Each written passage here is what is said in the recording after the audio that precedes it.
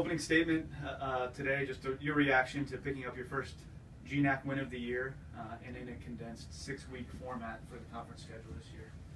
Well, you get the win, and that's exactly what you're working hard to do. All the preparation, all the planning, everything that goes from, you look at a full calendar year, you're putting all the pieces together to consistently win. And so to come out of the first week of GNAC play with a win puts you in the right position where you want to be. This is I've said it over and over. It's a very tough league. There's outstanding talent in every opponent, and outstanding coaching. We're very proud of this victory. I understand that it was a collective team effort, and I'm really proud to be able to also just get on the win. I'm very happy with the way the growth of the team's going.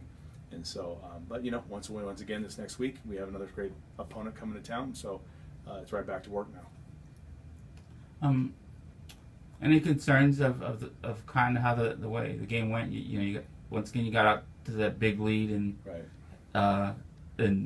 Central Washington came back at you in the second half, but you were able to put that drive together at the end of the game. Well, I don't know if it's concerns. I think it's more of par for the course for the way the league goes.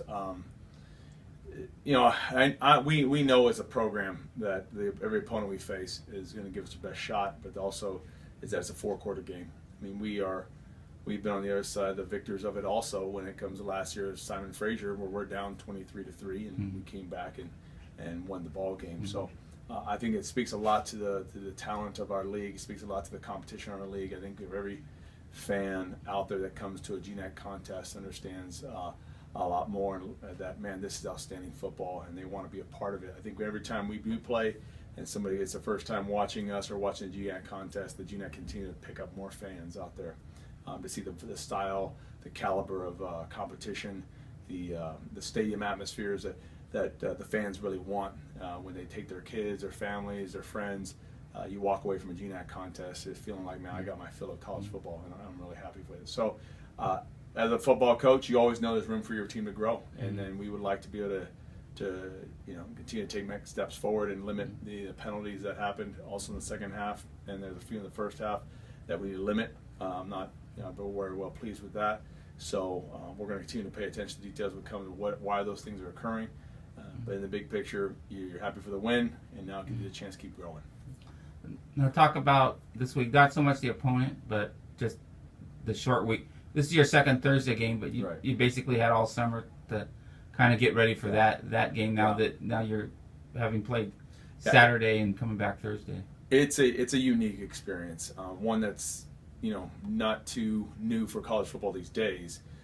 Collectively across the country, a lot of teams are having to do this. So I think what's great about it is you do get a chance to play right away. I think that the kids and the coaches love the game, so hey, we don't have to wait a full week to do it.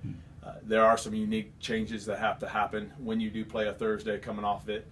First one is just making sure your team is well rested. You're making sure your team is the preparation of it, focusing on what do you need to make sure you get done with it. And particularly this Monday is like a Wednesday.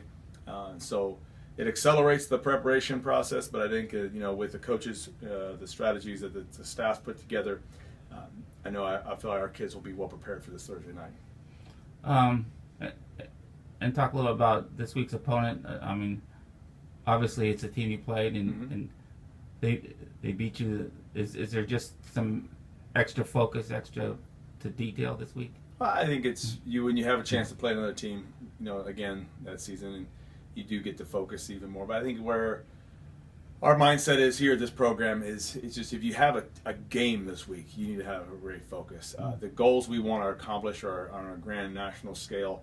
We understand that in order to accomplish those type of goals, you need to have a moment-by-moment, day-by-day focus of excellence. And so we are constantly striving to grow ourselves and our program into that mindset. It doesn't matter what the opponent's name is or or where we go in the country to go play a game. It's that drawing out that excellence every single day. I think you've got to take caution if you are somebody or a group or a team that needs a certain opponent to get you elevated for your game, and then it becomes an up and down roller coaster ride that whole season. So for us, it really is all about us and how we prepare ourselves. And this week is like no other, is that we've got big goals that we have yet to achieve, and we're clawing and scratching to go and get closer and closer to those goals. We are passionate about them. We are convicted about them. And so this week provides us another opportunity to keep getting better. And what do you have to do differently in this game that obviously didn't get done in the first game? Well, I think defensively, you need to make sure you handle, which is a very outstanding zone offense that they run. I think their players understand what they need to do. I think they're very well coached that. You need to be able to handle their offense. Their offense is doing a good job of taking care of the football and moving and consistently moving it. Their defense is probably one of the best right now in the whole GNAC. The way they're playing, the focus, their D-line, they're playing great football. So we understand that once again, you just got to make sure you put your best offensive plan together. And then I think special teams, they have a outstanding punter who helps to control that field position battle. So all three phases have got to be successful for us this week. And so we need to make sure that as we prepare today and the days we do have, put our eyes on the right attention to details. Now you can't look at the full scope of it all. You got to make sure you prioritize what needs to get accomplished with each practice and each meeting. Okay, thanks. And Coach, offensively, last year Terrell Watson was held under 100 yards both times he faced Central Washington. Right. What changed this past week that allowed him to get going so early? Well, Terrell continues to grow as a football player as well as a person. And so one of the things I think that this year is different than last year for Terrell is his understanding of defenses. I think his football IQ is exponentially grown in his whole time here, but particularly in his last couple of years, to where he's been the feature of the offense. And so he's really taken it upon himself to learn more football. And going into this year, he has an ability to identify pre-snap defenses, what they're trying to do. And then what's even really great is post-snap, he's able to adapt very quickly with what he wants to accomplish and with how he fits into the whole scheme where the O-line is blocking. And so that football IQ, I think, is a big thing that's understated as this year continues to progress. Talk about turnovers a little bit. You came away with 3 last week, especially in the first half at Central Washington, 4th down stops. How important are turnovers in these type of games? One of the things that it's not new and everybody understands, but it's about getting the football. It's about the football. Take care of it. The more times you have the football than the other opponent has the football, that your odds of scoring and winning the game go way up. So it is a passionate focus of ours to get the ball back as a defense. And so that can happen in a 3-down stop. It can happen in a long drive, but you get the ball back without them scoring. It can happen through interceptions. In this case, back-to-back offensive plays at Central Washington, we were able to get the ball back right away. And there was an intentional focus that the group has, that the coaching staff puts together.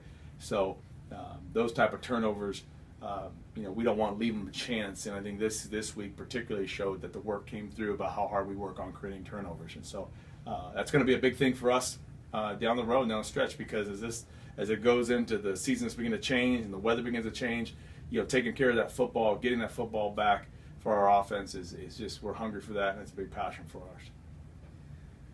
And then, Coach, just post-game, how quickly did your team turn the page from the Central Washington win and start thinking about Humboldt State, given the short week that you had? Well, I think the short week, with the maturity of our team, the short week, they understand what's going on. Is that we want to continue to take this thing forward and pushing it as far as it can go, and so they know with the short week, they're right back on it. I think they've already been, having dialogue amongst themselves. We have a great senior leadership. We have a great core of juniors in here on our team as well. They're just excited for the next game, and they understand now, which I'm really love coaching this group, is the culturally wise, there's a responsibility that the players have to this group, to this win, to the next victory. And so that responsibility really shows through in just their maturity to say, let's turn the page and keep working. So, and that's really what we're trying to create in here is young men that can have that mindset to keep growing and keep turning the page and keep working for the next goal, rather than trying to exist in an accomplishment. Can you talk about the familiarity of the opponent, and what are some of the keys to this week's game? Well, our 2 programs have got a long history, and we're the only 2 Division II schools in the whole state of California. Our familiarity goes way back, And so it's always a great game. I think that familiarity bodes well for a great respect for each other, bodes well for obviously a great football environment when when the two teams play. I mean, for them coming to our house, this is probably because we're in Southern California. It's one of the only times that their families get a chance to see them play. So that's going to bring out a great crowd base. It's humble. It's it's a great game. It's great. It's a great environment. So we can't wait, and we expect the student to come on out to have a full blackout this Thursday night football. I mean, it's where you want to be in Southern California. And then at halftime of this game, a couple of recent inductees to the NAIA Hall of Fame from Azusa Pacific. One is men's track and field head coach Kevin Reed. The other is actually one of your athletic trainers, but assistant athletics director April Hoy. They'll be honored at halftime, working in the same department as them. What do you admire about them? What's special about this type of honor for them, and being able to recognize them at your game this Thursday? When I think of those two names, it's just consistent excellence. Kevin and April have been here for a while in this department, and they've been pillars in this department to help it become so nationally recognized. With Kevin, with his multiple national championships as a track and field coach, also the multiple athletes that he's helped develop to get to that next level. I have a great respect for how he is able to really mature a young person's talent to maximize it. But and I also just appreciate the consistency of his excellence. And April's for her, she's an amazing leader, amazing administrator, and she's had to take a smaller athletic training department and grow it into a nationally recognized department to where she's published now nationally, and she continues to have a hunger and grow to be the very best. She's a tireless work ethic that in the days that I probably feel a little tired, kind of ask her about her day, and then it's like, okay, I've got no excuse. So she's her and Kevin both are amazing associates to work with every single day, and it inspires me to keep getting better, keep growing as a coach, keep putting the best foot forward. And so I'm really proud to be able to work with them. Thank you.